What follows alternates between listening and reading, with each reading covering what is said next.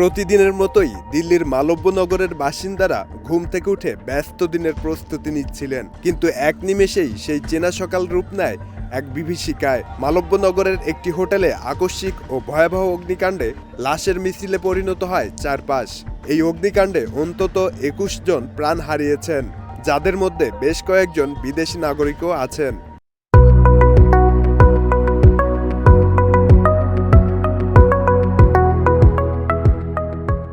তবে fire service ও উদ্ধার কর্মীদের তৎপরতায় ৪০ জনেরও বেশি মানুষকে জীবিত উদ্ধার করা হয়েছে।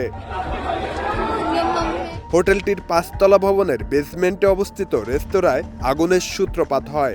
পরে আগুন পাশের হোটেলেও ছড়িয়ে পড়ে।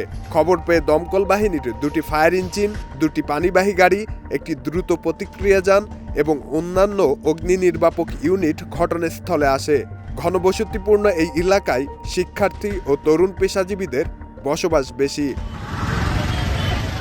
হাউস রানির সরু গলিতে অবস্থিত হোটেলটিতে প্রায় ২৫টি কক্ষ ছিল। সেখানে ৪০ জনের বেশি অতিথি অবস্থান করছিলেন, যাদের মধ্যে চিকিৎসার জন্য দিল্লিতে আসা কয়েকজন বিদেশি নাগরিকও ছিলেন। আগুন লাগার সময় হোটেলের অধিকাংশ অতিথি ঘুমিয়েছিলেন। ভারতীয় গণমাধ্যম জানিয়েছে, দিল্লি সরকারের বেড অ্যান্ড ব্রেকফাস্ট লাইসেন্সের আওতায় হোটেলটিকে মাত্র ৬টি কক্ষ পরিচালনার অনুমতি দেয়া হয়েছিল, কিন্তু বেসমেন্ট সহ মোট ২৫টি কক্ষ চালু ছিল বলে অভিযোগ ওঠে হোটেলটির বিরুদ্ধে। এছাড়া ভবনটিতে প্রবেশ ও বের হওয়ার জন্য একটি পথ ছিল, যা জরুরি পরিস্থিতিতে বড় ঝুঁকি তৈরি করে।